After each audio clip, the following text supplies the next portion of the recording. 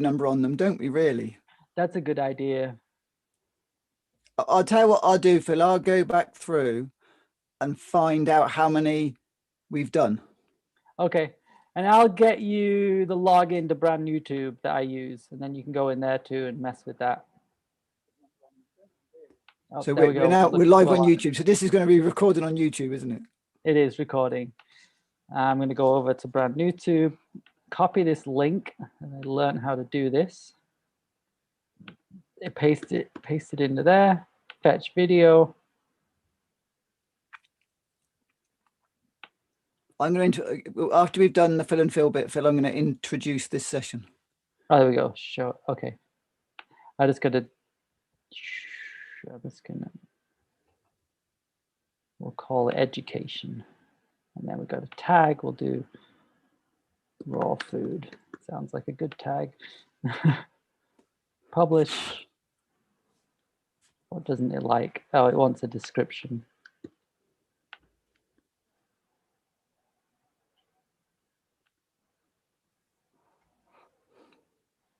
Okay, we're good. All right, I'm Phil. And I'm Phil. Welcome to another episode, Season 2, 2021, The Phil and Phil Show. Not sure the exact episode. Phil's going to figure that out. It's probably like episode 5 or something. So, yeah, I haven't.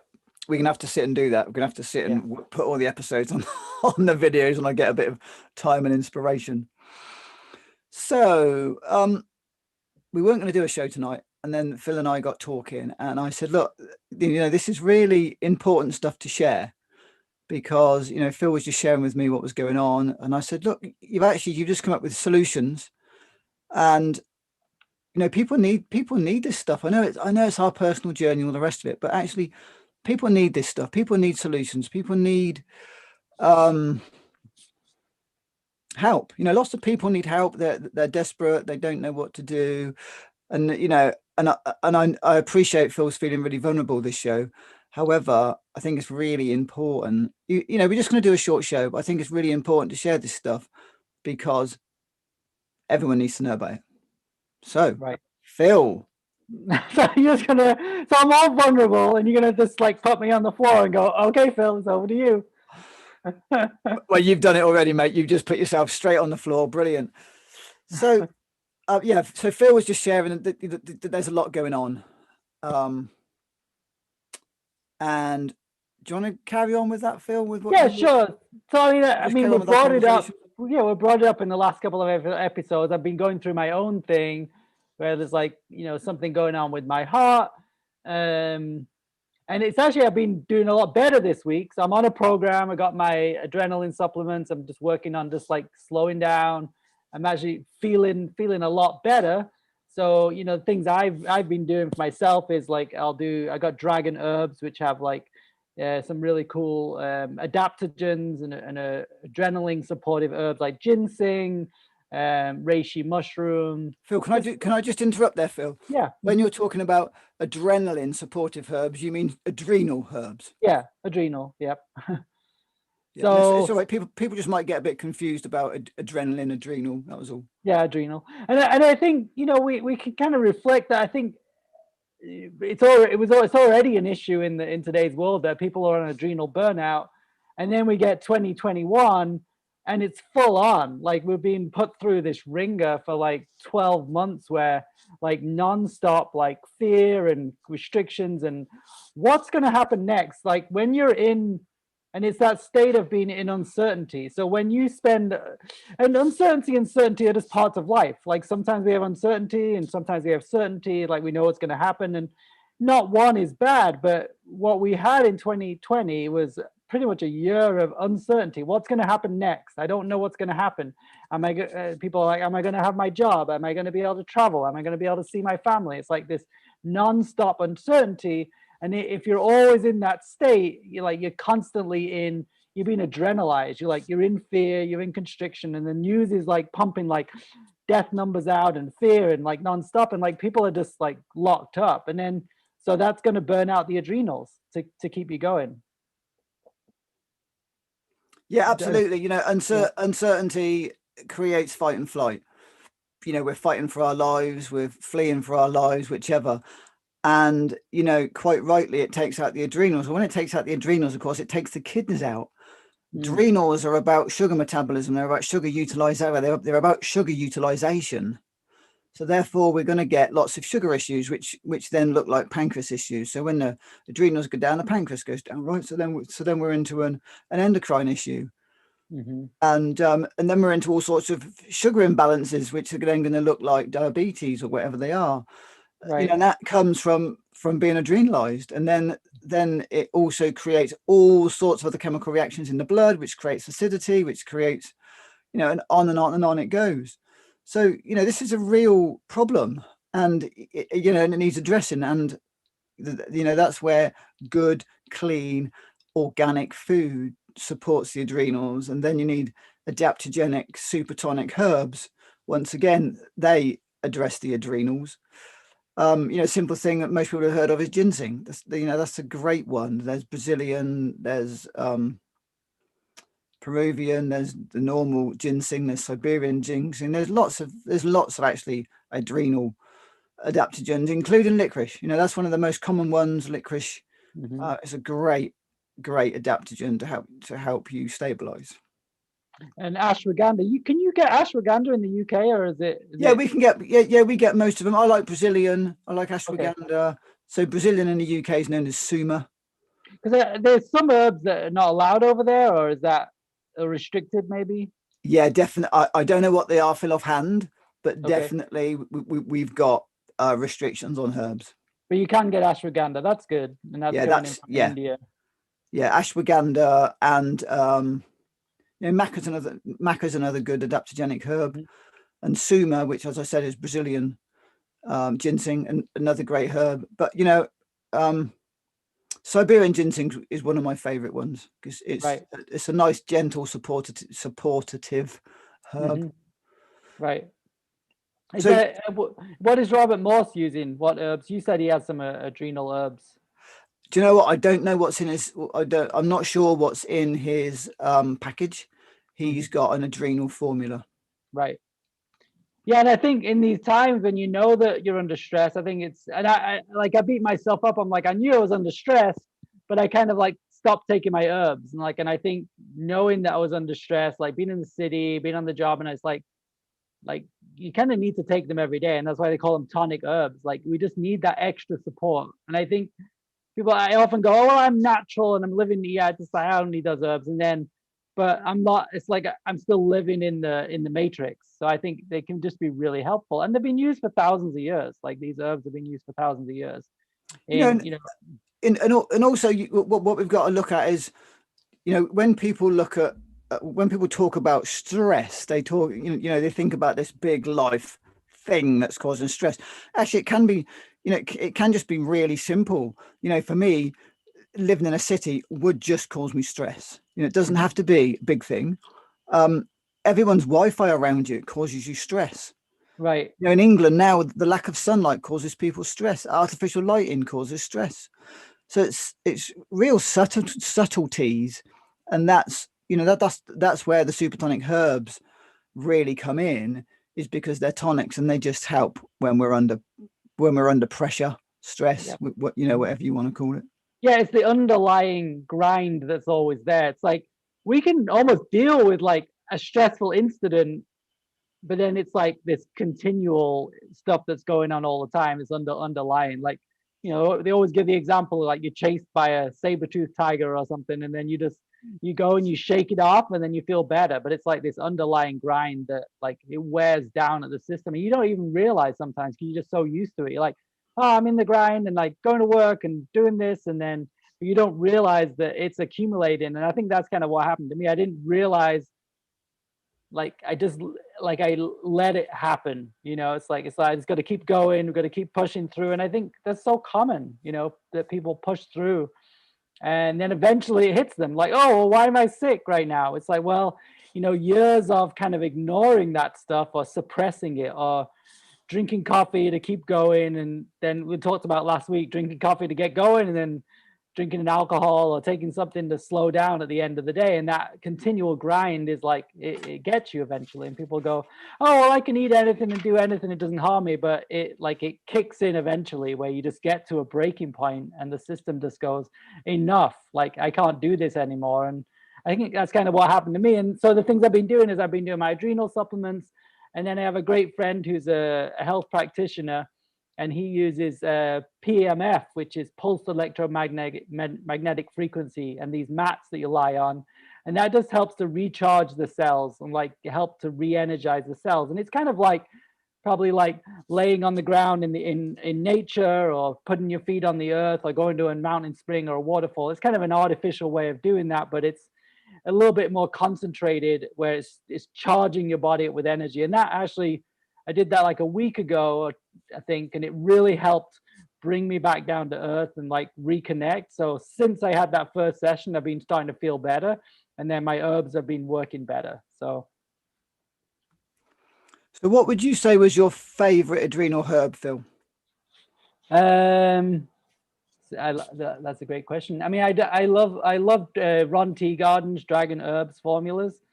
Yeah. So he has like a ginseng sublime, and then there's like 22 reishis, and then it's like an adrenal tonic. I'm not sure what's in the adrenal tonic though, but I take some maca every day. I take a little bit of ashwagandha. So yeah, that's some of my favorites. Yeah, I'm just, you know what? I'm just making a couple of notes, because that's something I know that is a really great thing for me and anyone else that's watching. Taking some adrenal support is actually, it's crucial nowadays, you know, and I do it and then I forget. And then, you know, so this actually is a great show.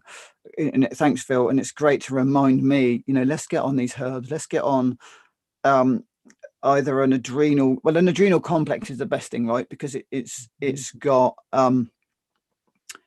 it supports in various ways in various systems.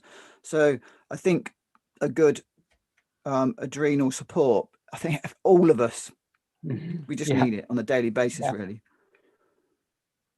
Yeah, we and that's really is helping to give, you know, it supports the system so the body can work properly, as opposed to like drinking coffee, you know, which is even in the biohacking world, it's like, drink coffee, like give you energy. It's like totally fake energy. It's stimulating the system, and as we know, it's borrowing energy from the future, whereas tonic herbs is actually giving nutrients to your endocrine system so it can work more efficiently. So it's a totally different concept. It's not a stimulant, you know, it's supporting the body's natural systems. Well, one steals energy and one actually creates energy, and that's, you know, coffee.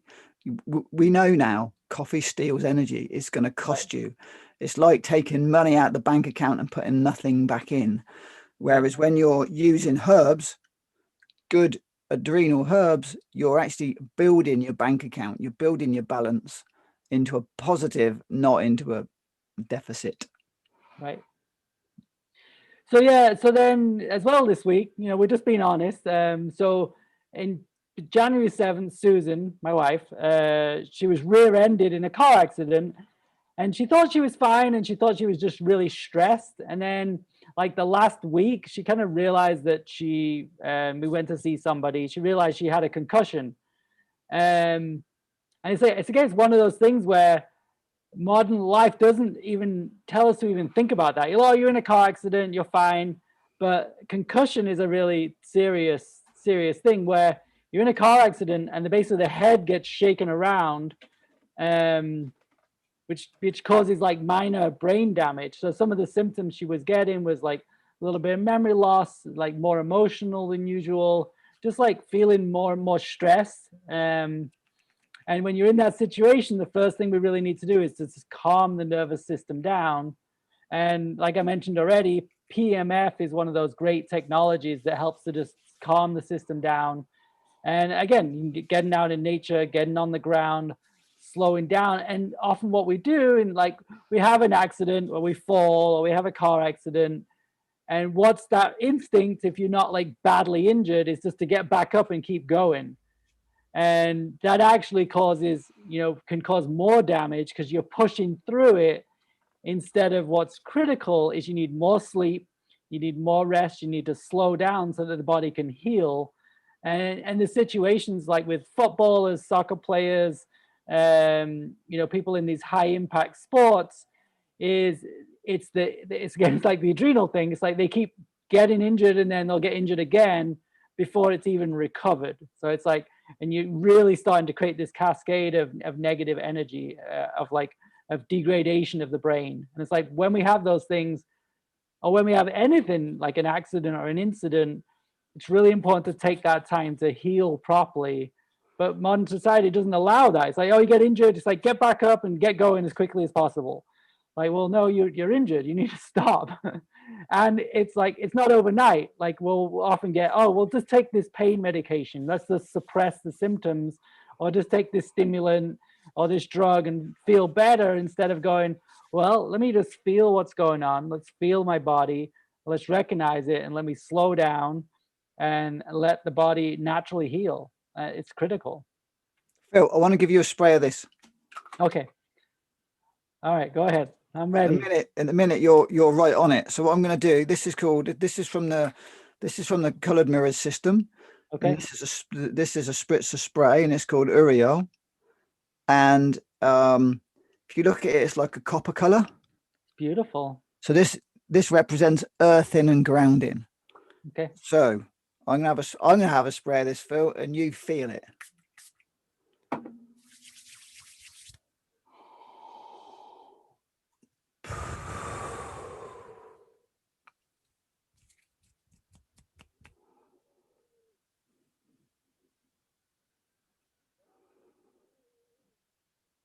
When you blew right then, like I seriously felt like an energy like come at my face and flood down. It was like I had my eyes closed, so I don't even know you were blowing, but I felt like this. It wasn't like a wind, but it felt like some force coming towards me, and then it went down my body. Wow. And I love this stuff because we're about 5,000 miles apart, right? In physical terms, but clearly etherically we're connected. So I did that, breathed it in, and I blew it to you. I love this stuff because, as Richard Bach says in his book, there's no such place as far away. What's really interesting, that people have a hard time with that, but we'll jump on a Zoom call and talk to somebody in real time, like 10,000 miles away. Like I'm talking to you 5,000 miles away, real time, we're talking back and forth. How is that even possible? So, but then they have a hard time with like saying, oh, you can do distance healing. Like, well, what are you doing with this phone, which is powered by, this whatever, it's got a chip in it, which is a crystal chip. Phil, they're powered by crystals. Exactly. It's like, and then people are like, oh no, I don't believe in any of that, mumbo jumbo. It's like, well, you're on a phone. If you look at it now, if you look at what we're using, computers, they run on precious metals and crystals. Right. If you take the precious metals, the precious metals and the crystals out of your computer, you have no computer. Right. And yet it's mumbo jumbo talking about crystals and gold and that they run on gold, silver, platinum, palladium, and crystals. Yep. And they use clear quartz crystals as the memory.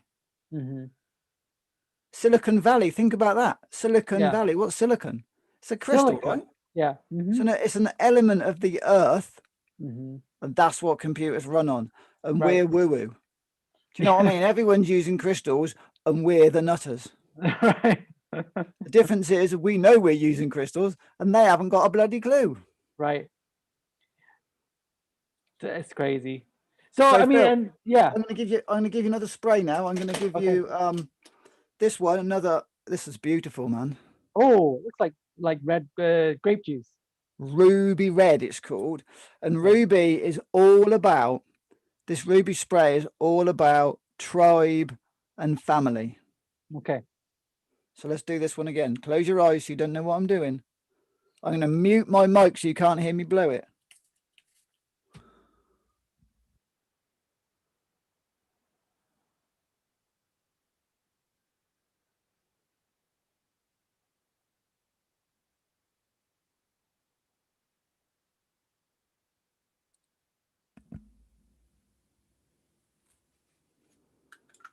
That's got you. I can see your face has changed. What's going on? I only believe in the physical reality. I saw your face change then, my friend. I felt it. It was pretty rad. That's the one we needed tonight. That's about Right. tribe and family. It's really important to find your tribe and your family physically, etherically, emotionally. It's crucial. You know, we're tribal beings, and you know, this is the thing, man. If you can't get tribe physically, you have to get tribe virtually. And that's why, I've found Zoom to be really useful for doing classes, for attending and giving and doing talks. It isn't the same as physical real life, but it is a really good substitute. Right. Especially when we realize we're all connected. Like, it's like having that realization.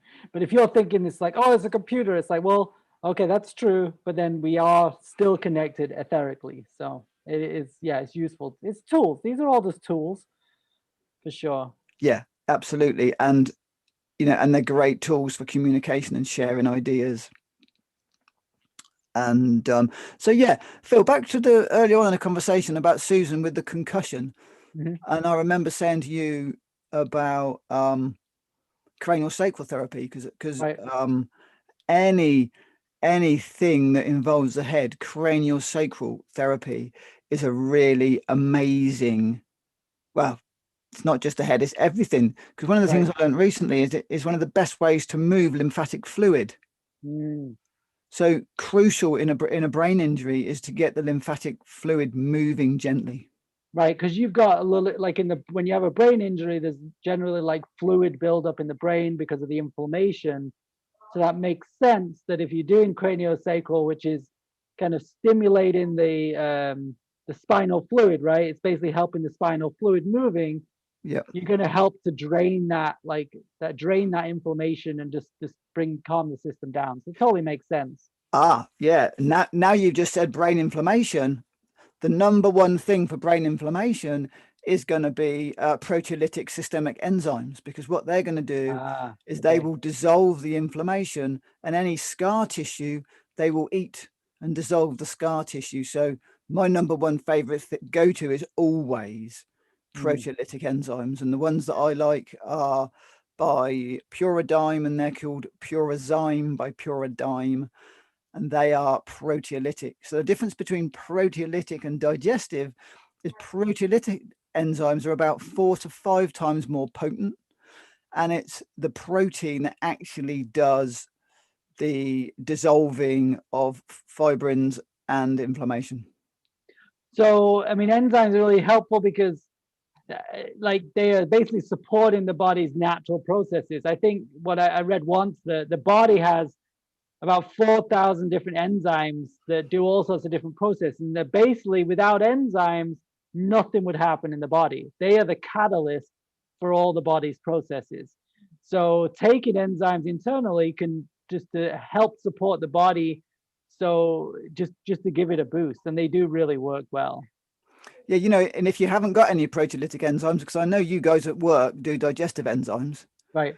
You just need to take a lot of them. It's like if you're taking 10 proteolytic enzymes, you need to take 40 or 50 digestive enzymes. Right. Yeah. And from, I've done 100 a day, and wow, nothing but good things happen. I know with Lou Corona, when I was talking to Lou about it, with the proteolytic enzymes, you can take 100 to 150 a day, and you can take digestive enzymes as well.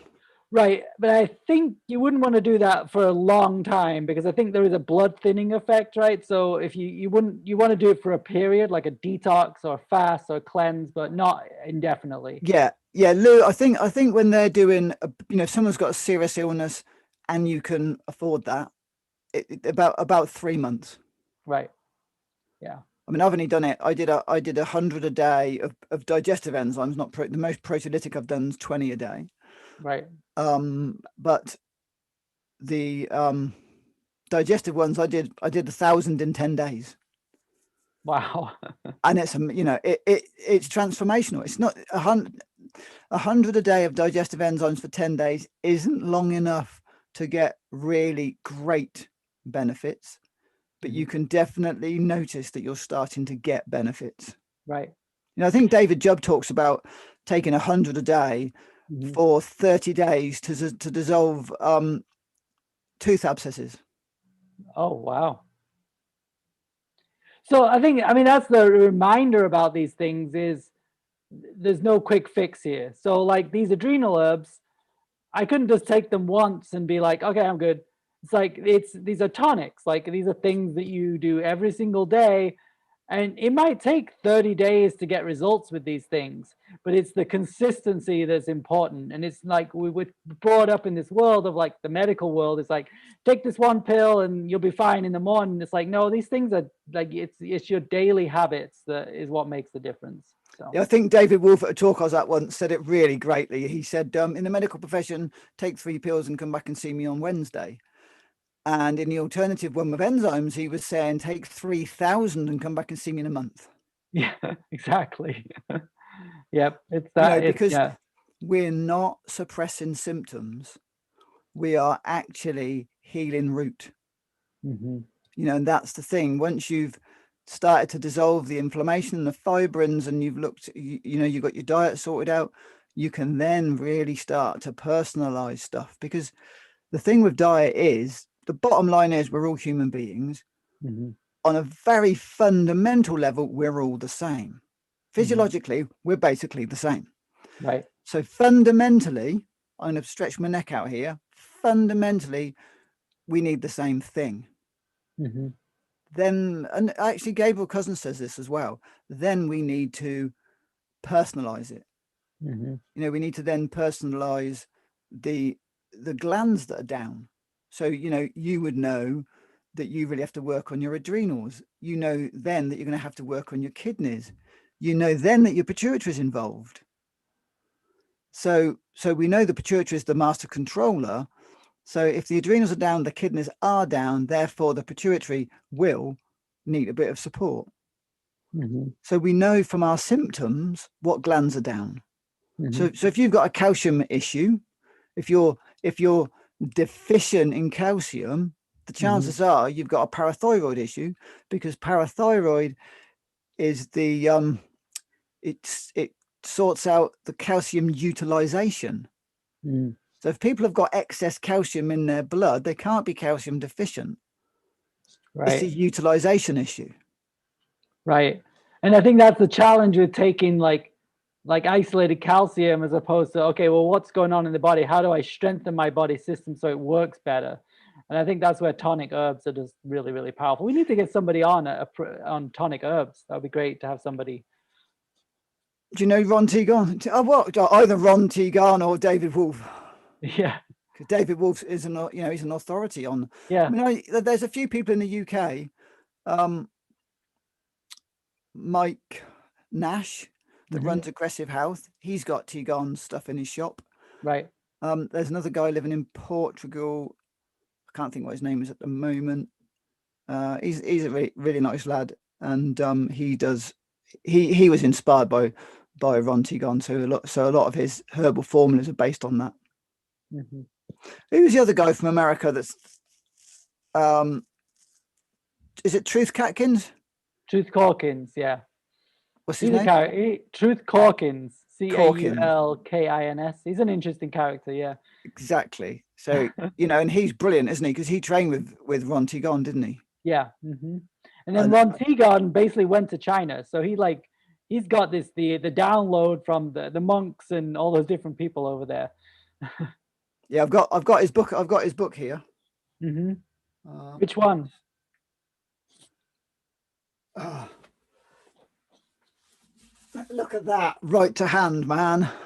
Whoa. Oh yeah, I think I have that book. Yeah. And look at all the page references I've got on it. Nice. Where's my new So book? I don't yeah, know. I highly recommend this book actually to learn about tonic herbs. This is what I spent, as you can see. I ought to learn. I don't, but it's really in. Oh, I did. December 2009 is Mhm. when I read that book from cover to cover, and oh, you can see in the back, I've got my little Wow, look at that. things that are relevant to me. So you know, it's really useful to, because he talks about, what have I got in here? There's one called Cistanches and tonifying. So this is the one that I've got highlighted here, Mhm. actually, as we're talking about it. And this is tonifying the kidneys, reinforcing yang, replenishing vital essence and blood, and moistening the bowels. And then another one down the bottom called Cridium seed, tonifies yang and warms the kidneys. So as you can tell, I was Yeah. clearly into the kidneys back then. Mhm. Cordyceps, yeah, they're amazing. Yeah, and the use on this stuff goes back thousands of years, like in traditional Chinese medicine, Western herbalism, Ayurveda. There's like thousands of years history on using these herbs successfully. So it's not like just pulled out of the hat. It's like there's so much research went into this, and it just comes out from some incredible people. So here's this was one of my favorites when I was doing it. It's called Gynostemma. Hmm. It's an adaptogenic, antioxidant, immune modulating, anti-inflammatory, anti-ulcer, respiratory tonic, Hmm. platelet regulator, anti-hyperlipidemic, cholesterol Wow. regulator, anti-obesity, liver protecting, triglyceride lowering, cardiovascular protectant, anti-thrombic, anti-aging agent. That's just one herb, hey? I better get some of that guy. Oh, yeah. I'd have to get. It's just time to do. Do you know what I mean? When you're Right. working on something other than your life, Right. like me going off being a carpenter to earn some money, Right. it really gets in the way of doing this really deep healing. Yeah. Well, you pick Gynostemma, and that is one of the most mild. Like it is powerful, but it's a mild tonic. So it's not Yeah, it's pretty much universal. Can be used by anybody. People yep. are generally not going to have allergies to it or problems with it, and it's a very mild thing that you can drink it as a tea every day. And I think and that's it. Finding simple things, because there's like there's thousands of herbs and thousands of protocols, and it's just finding something simple and just doing it every day.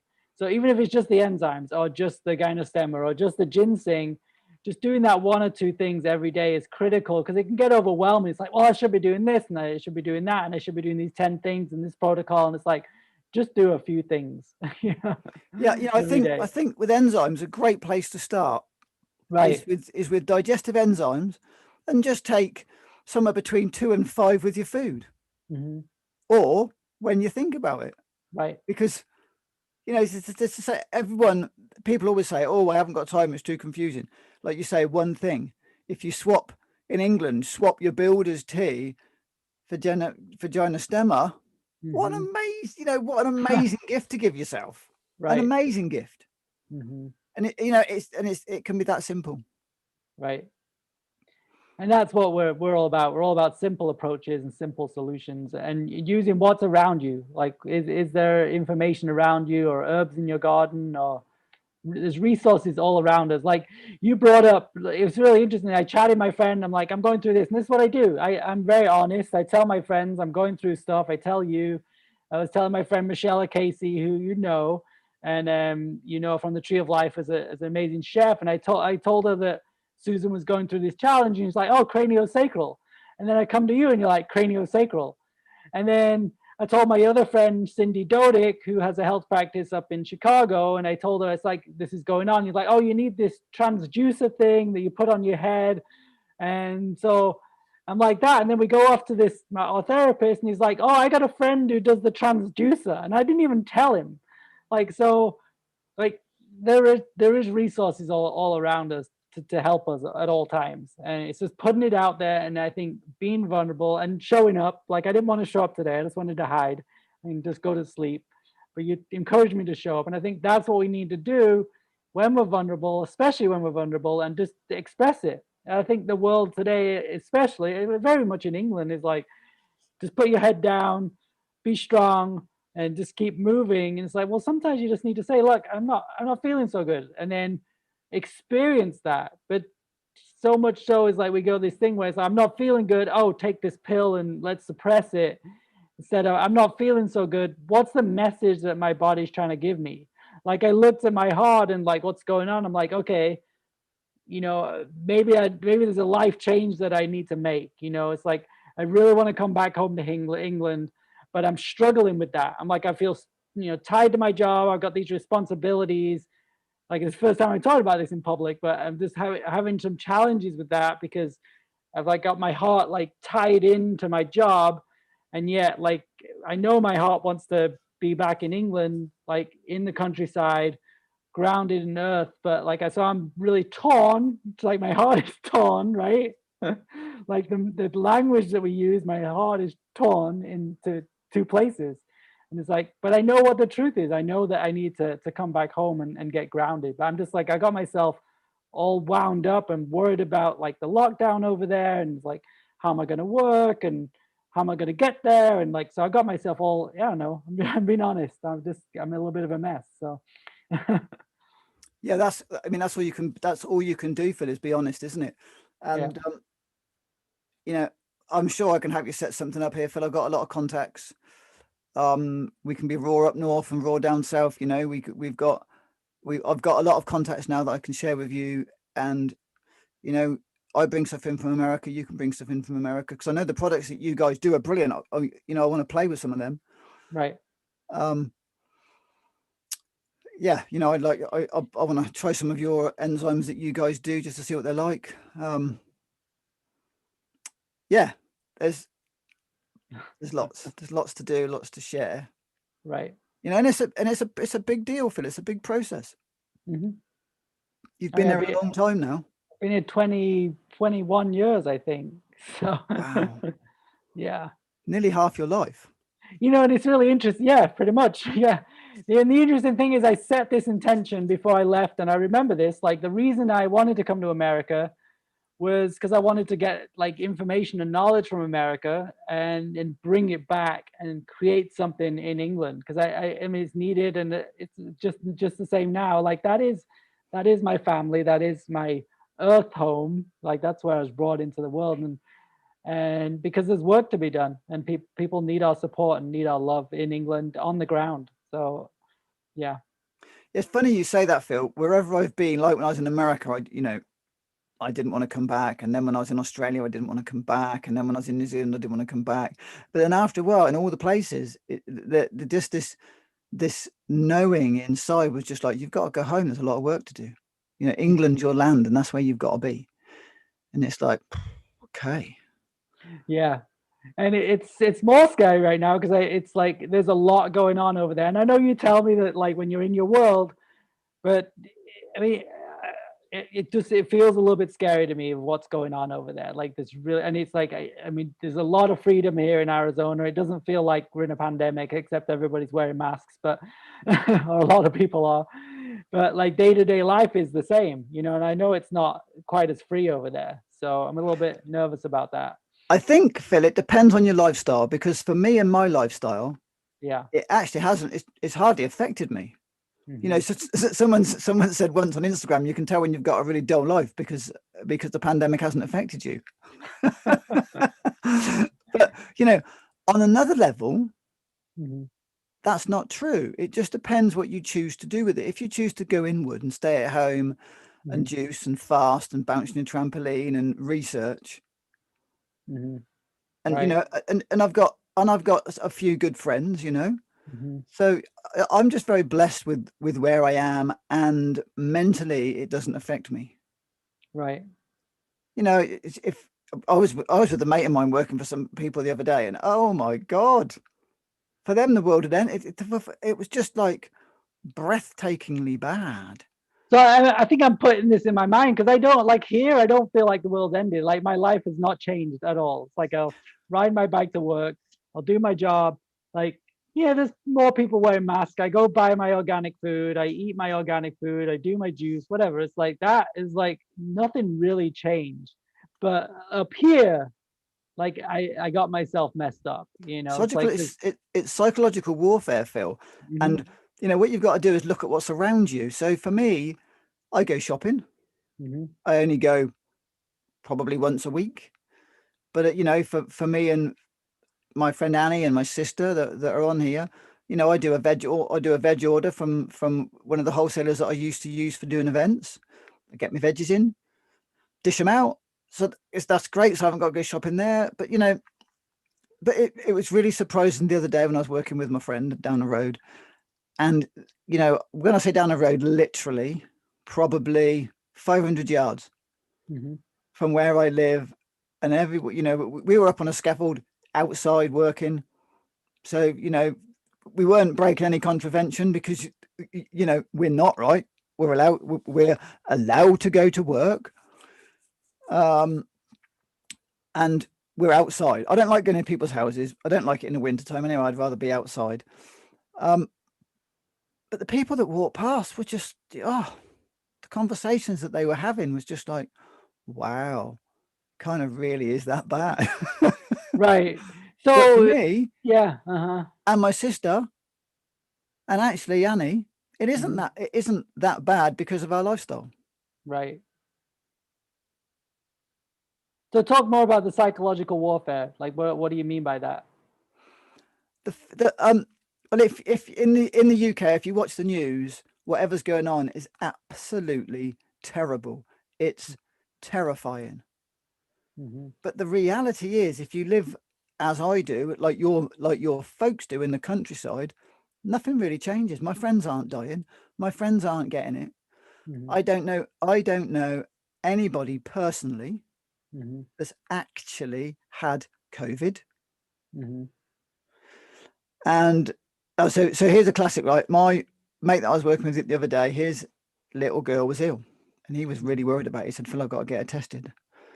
And I'm like, well, you know, there's not really a lot of point, mate, because they don't show anything anyway. And he said, yeah, but I'm going to do it anyway. And I'm like, well, you know, you've got to do what you've got to do. So anyway, he gets her tested. Mhm. The test comes back negative. Mhm. And I was like, that's brilliant, mate. That's cracking. And he's like, yeah, but. I'm like, what do you mean? He said, well, I phoned the doctor and told the doctor that the test had come back negative, and the doctor said, tell me her symptoms. So he told her the symptoms, and the doctor said, she's definitely got COVID. Oh my God. And he Wow. said, but she's tested negative. Yeah, but it doesn't matter because they don't really work anyway. She's got COVID. And I was like, Wow. so I was saying to him, really? He said, well, that's what the doctor said. The doctor said she's definitely got COVID. It doesn't matter what the test said because they don't work anyway. So like the doctors freaking know this, but they still tell people to get tested. So how bizarre is that though? It's really bizarre. So we don't really know, Mhm. because I thought that the tests were a 97% false positive, and if you were negative, you were negative. Right. But the positive isn't necessarily so. Well, that doctor's just told us that actually, even if you're negative, it doesn't mean you're negative. So why would you bother getting a test? I mean, they're pointless. They're just testing for genetic material, and it's easy to manipulate the tests. And especially in England, they're doing like 45 cycles or something like that, which is just way over threshold. So I think it's it's 20. I it think it's 29 cycles to get the right reading. okay, but even then, it's not really testing for a said virus. It's just testing for the presence of certain genetic material, which they've then associated with said virus. Yeah. It's So, this whole but thing's you know, I ridiculous. just thought that was really interesting coming from my mate that's locked into the mainstream and the doctors, and that's what they told him. Right. Mhm. And that's a mind trip that gets people scared and in fear. And I see that, But the bottom line is, Phil, it gets them in uncertainty. Right. Yeah. And right, I talked to you about uncertainty, right? My niece, Mm-hmm. I don't think she'll mind me talking about this, but so she was doing a maths when she was at school. She was doing her maths A level, and she was doing her maths. She said, Phil, I just can't get the answer right. I said, why not? She said, well, she said, it's just not working. I said, well, what maths problem are you doing? And she said, uncertainty. And I said, well, how are you feeling? She said, well, I'm feeling really uncertain about my results. I said, well, I think you've got it right then. And for her, it was, it was meltdown because she couldn't get a certain answer. Right. Mm-hmm. And if you, and human beings on the whole, we're always looking for certainty. We're always looking for a yes or no. We're always looking for black and white. We're always looking for the correct answer. Right. And bless her, she had the correct answer because her answer was uncertainty. Mm-hmm. So she passed, right? Right. Because she was experiencing, if she'd have said to me, oh, well, yeah, I've got it, Phil, I've got the right answer, then she would have, in my eyes, she'd have been failing miserably because she wouldn't have been experiencing uncertainty. But she was actually experiencing uncertainty in herself. The reason why I'm talking about that is it's very distressing. Mm-hmm. Uncertainty is a very distressing situation to be in. Right. And that uncertainty will really get the adrenals firing because there's no certainty. And without certainty, it's a real head game. Mm-hmm. And we're all searching for certainty, the right answer, the right question. Are we doing the right thing? And whenever there's uncertainty, it's so stressful. Right. And with all this misinformation, disinformation, all this information that doesn't correlate, it creates uncertainty. Right. People aren't certain if there is a virus, if there isn't a virus, if it's really deadly, if it isn't deadly. Some people say that, the virus is highly contagious and deadly. Other research shows you've got a 99.9% recovery rate, and all these different strains. So it's creating, without going into fear and all the rest of it, it's creating uncertainty. Mm-hmm. And uncertainty messes with your head. Right. And I would suggest what you're experiencing at the moment is uncertainty because you just don't know what to do. So what are your solutions to, so you can't change this situation, but you can probably change something within yourself. So what would you suggest? All you can really do is right now. Mm-hmm. Is right now. So you need to support your adrenals because otherwise, you're going to be in anxiety. You're going to get anxious. So anxious is looking into the future. You can't do anything about the future.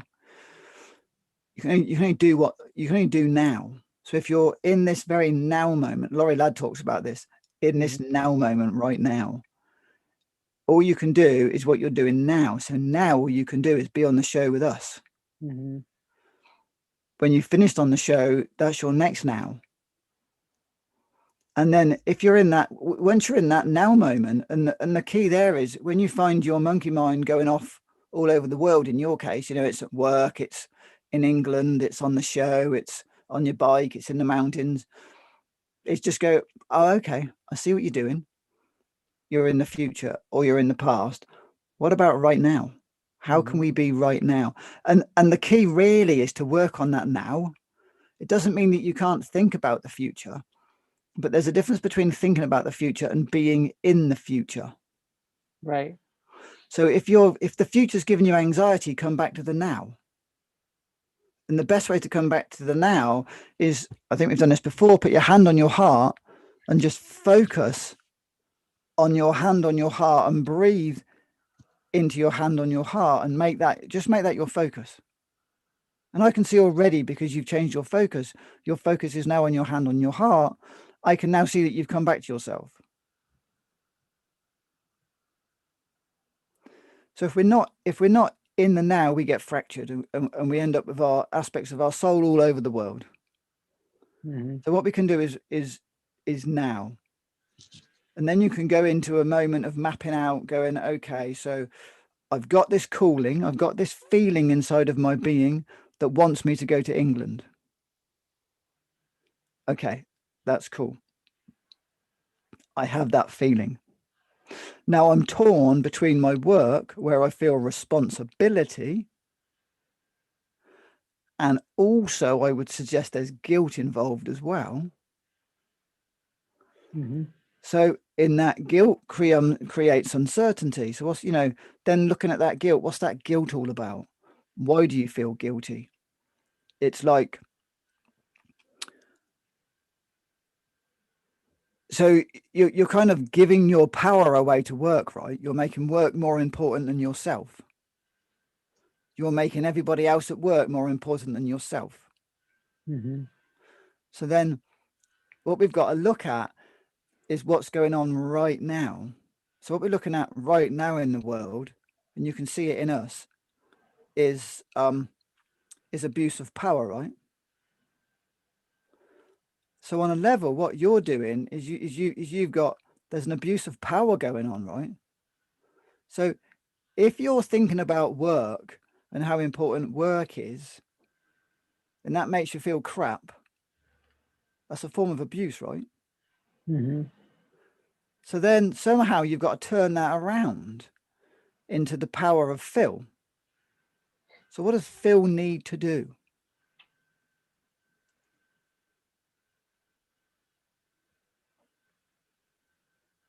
Oh no. You do, you were just doing it. Sit, breathe, and be with yourself. That's all we need to do. When we're in a moment of conflict, is actually sit and breathe and be with yourself.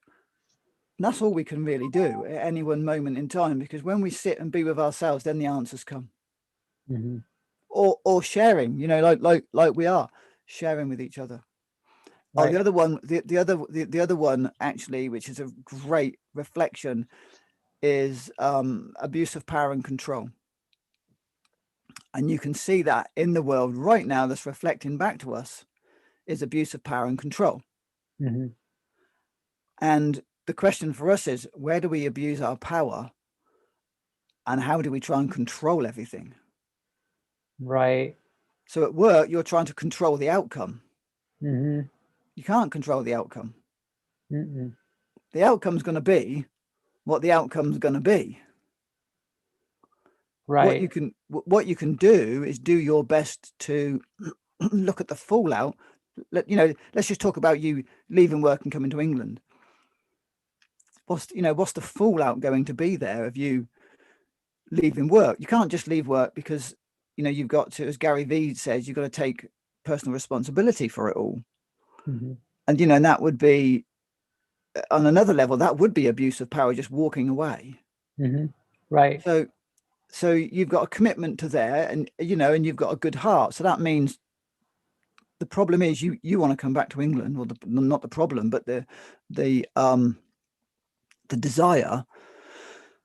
So I guess therefore you have to find someone to fill your shoes, I guess. Right. That's the challenge. And there's someone just waiting for that opportunity. I know. Yeah. And they're going to be, do you know what? When you find that right person, they might even be better at that than you are. I already know that, though. I know that's, like, I've done it in a certain way, and I know that there's somebody that's going to do it, and it's different, but there's something they're supposed to do that's way better than I've been doing. I've set up a great foundation and created an amazing frequency in a vortex, but there's something that I don't want to be in operations and figuring all that. It's just not me. Like scheduling and I don't want anything to do with that. Like, that's not me. Like, I create an energetic. I'm good at doing an energetic. So I create the energetic, the vortex. That's what I do the Tree of Life. But I wasn't this big salesperson. It's like I created an energy. I don't know how to describe it. Like, yeah. Well, what you've done at work is amazing. Yeah. All the stuff you've done with the EMF protection, hardwiring it all, the phones, and the quality of the product. I mean, it's amazing. What a gift you've given someone to step into. because you've done that foundation, you've done the groundwork, you've grounded that business out. Right. So actually all they've got to do is do what they do best. Right. Because you've done your bit. Yeah. Amazing, you know, you've done it amazingly well, and you've given someone an amazing space to step into. Right. And then I guess for all of us, the difficult bit is letting go and accepting change, isn't it? Right. And none of us, I say none of us, the majority of us don't like change. Right. Well, it's a good thing and a bad thing, like, because if you created a safe space like your home and stuff like that, you know, it's important to have a home, like that's the certainty. So it's important to have that certainty, but like there is times where you need to make a change, you need to move on. But it comes, like you say, it comes from coming into the moment. Like that's when the change is going to happen. But if you're in the future worried about like what could happen and what could go wrong, then like you're not really going to move forward, and you're not going to make the change you need to make. You're going to make bad decisions from that place. So wouldn't it be amazing if you looked into the future and saw the things that could go right? Right, exactly. You know, that's, you know, and our mind, our mind state is wired for things going wrong, because we've got to protect ourselves. It's a survival thing. You know, how am I going to survive? Well, this could go wrong and that could go wrong. But then what we need to do is thrive. So what could go right? You know, what we've got to do is flick that switch around 180 degrees. Instead of looking at what can go wrong, is what can go right. What do we need? I need, you need to put in place so it all goes right. I like that. Yeah, it's good. that just came to me because my mindset is, oh, but we know what might go wrong. You know, let's let that go and let's just do the other one. Let's see what might go right. Exactly. Because actually, lo and behold, it all might go right. Yeah, of course. Yeah. So it's all about, for all of us, letting go of that control. And what is it they say? Let go and let God. Oh, well said, Phil. From Anne. Thank you, Anne. Yeah, I mean, and that's the great thing, Phil, about having these conversations is, you know, amazing stuff just comes through as we allow it to. Right. You know, and if we hadn't been having this conversation, that I wouldn't have thought of that. Right. It's brilliant. So thank you for that opportunity. You're welcome. Thank you for getting me to show up. I got it. You're welcome. That helped me show up as well. I didn't want to show up today either. It's been a tough day today. Yeah. So what's going on with you? Where are you right now? Are you what were you working today? No, I've just the weird thing is I was really tired yesterday. Well, it's not weird, but I was really tired yesterday. So I got into bed and turned my light off at 8:20 last night. And I slept. And I got up this morning at 8:30 and it's just like, oh my God. Wow, nice. Just, you know, I was expecting to be awake at 6 o'clock. So obviously I needed that sleep, right? So as soon as we finish the show now, I can feel bedtime coming. So there's that thing where and that's great, Phil. You took that time to actually sleep. And I think a lot of us need to sleep, need more sleep, but we're so stimulated by our thoughts, by our stimulants, by our coffee, whatever, but by our thoughts sometimes we don't get the sleep. So we think we're awake, but really, like, if we took the time and lay down and got some rest, you know, take our adrenal supplements, maybe some CBD oil, and help just like calm you down. Take some, maybe even magnesium. That can be helpful for some people, just to get that rest that you need. Because sometimes I don't think we even need, like, oh, it's not good to nap in the afternoon. It's not good to go to bed early. It's not good to sleep in. All of these like societal things, and it's like, no, it's great to sleep. You know, Susan was feeling bad. She's like, oh, well, I slept in. I normally get up. And I'm like, that's good. Your body needs more sleep right now so that the brain can heal. So Yeah, one of the things I've learned about sleep is you're definitely better off to go to bed early than you are to sleep in. right, okay, You know, yeah, it's really interesting. People that are massively successful, they go to bed early and they get up early. yeah. Hmm. And I think when we're healing, it's easy to sleep in. And I know from my experience, it's difficult to go to bed because of whatever training. I don't know why. It's so much easier to sleep in, so much harder to go to bed early. And that's the habit I'm doing my best to break, is to go to bed early so I can get up early. So yeah, so society has put us into, it's again one of those flips of society, because the morning comes and the circadian rhythms kick in. Like the world is waking up, the sun is coming up, like the earth is shifted, it's in a different space, so it's trying to wake the body up, and we're going, I'm going to sleep in, but then we can sleep till noon and we don't feel as good as if we went to bed early, because that is more of the natural cycle. So we kind of got to flip. It's another one of those things to flip, like everything's flipped. Yeah, and that's really truthful, actually. Yeah, to add on to what I was saying, if you go to bed early, you know, for some people, if they're shattered and they go to bed early, of course, they feel terrible in the morning. Right.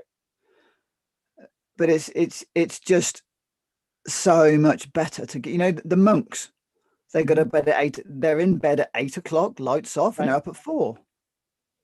Mm-hmm. Because that's the, you know, according to Chinese medicine, your lung time is between 3 and 5.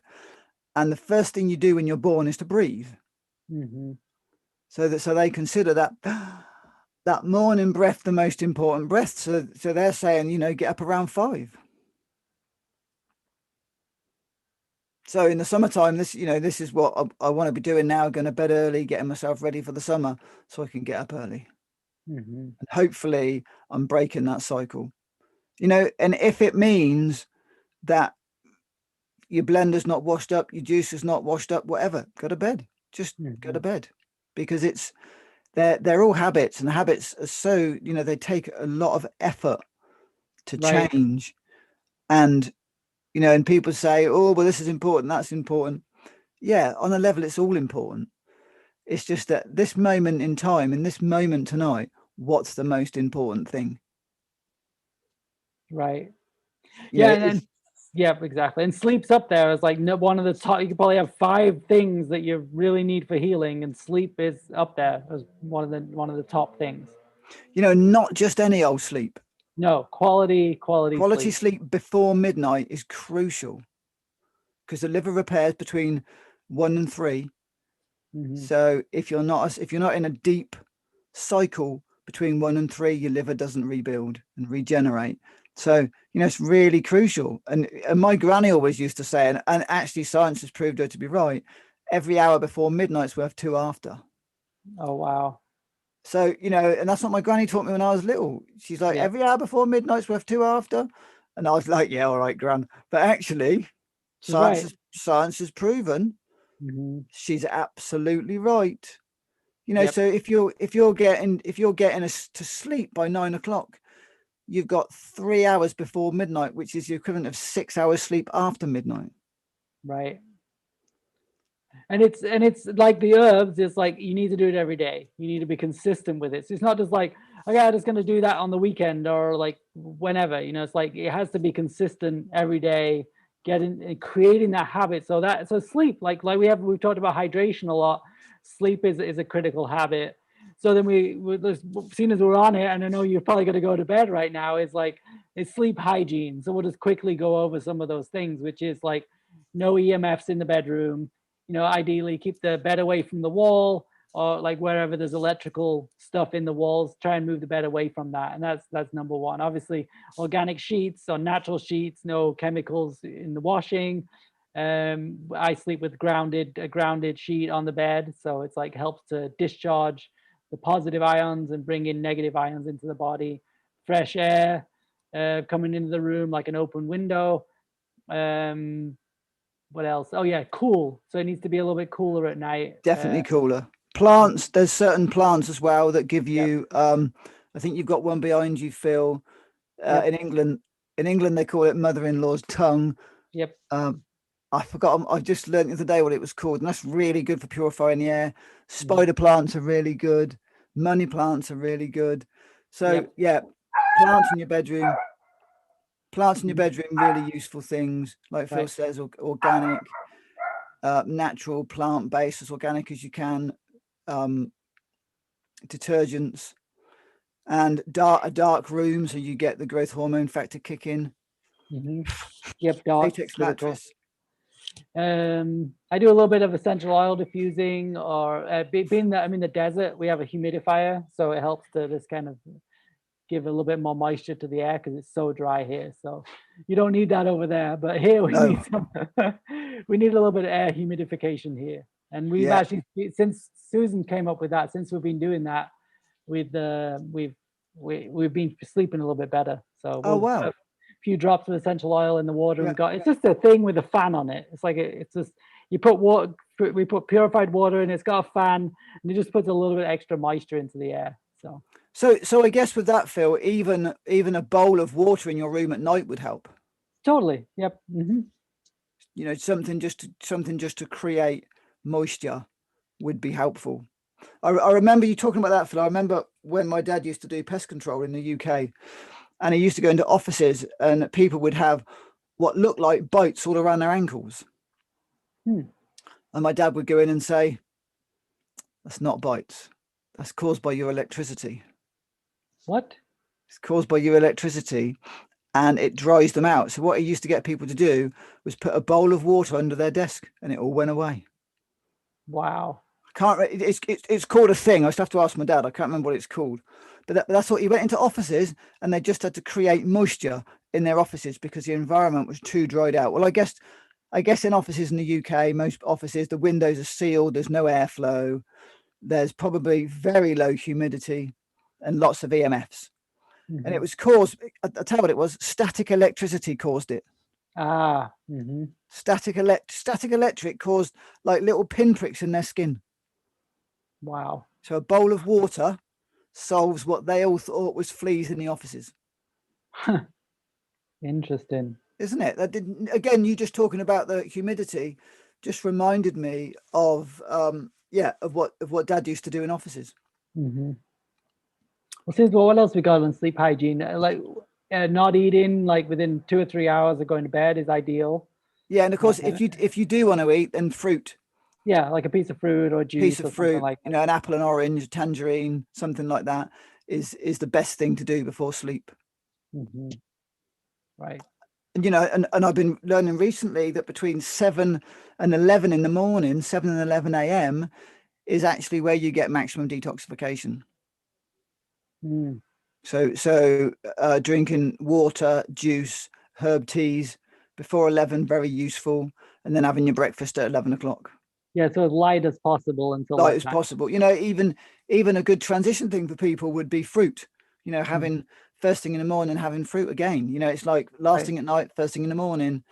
It's really useful having juicy fruit. And I remember when we was at the tree, Phil Gabriel used to talk about having your main meal at 12 o'clock because the digestion fire is at its most at midday, which makes sense because the sun is at its most powerful at midday. So the height of the energy anywhere in the world actually is midday, right? So it makes sense that your midday thing is your main meal. You know, and I know actually, once again, my grandparents, my granddad was a great one. They always had a cooked lunch. He had a terrible breakfast though, you know, a high, greasy, heavy, cooked. Got to get your breakfast in the morning.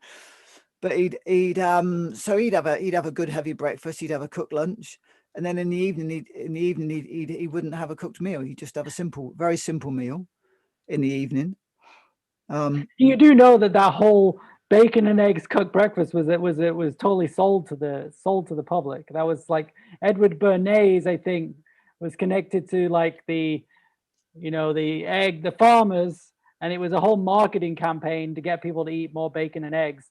So it was like that whole campaign about the hearty breakfast bacon and eggs thing was totally created out of nowhere. So. Yeah, so they said breakfast like a king, lunch like a lord, and supper like a pauper. Right. Well, I think, you know, your got it lunch needs wrong. to be like a king, and your Yeah. supper needs to be like a pauper. Yep. Hmm. So yeah, well, as we know, Phil, anything that's mainstream needs to be flipped 180 degrees, and we're Pretty somewhere much. near the truth.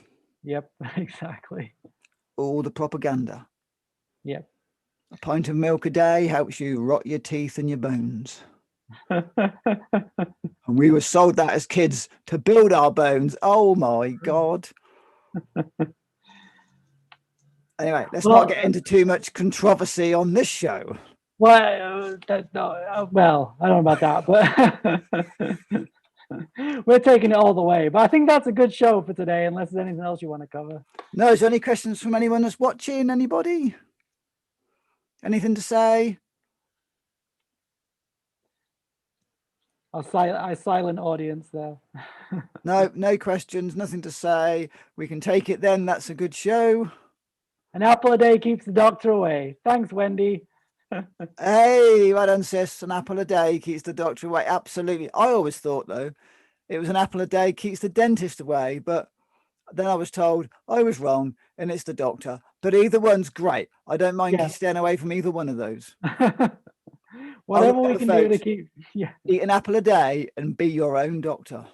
exactly. All good. Thank you both. All right. Well, cool. I'm Phil. And I'm Phil. And this has been another wonderful showing up episode of the Phil and Phil Show.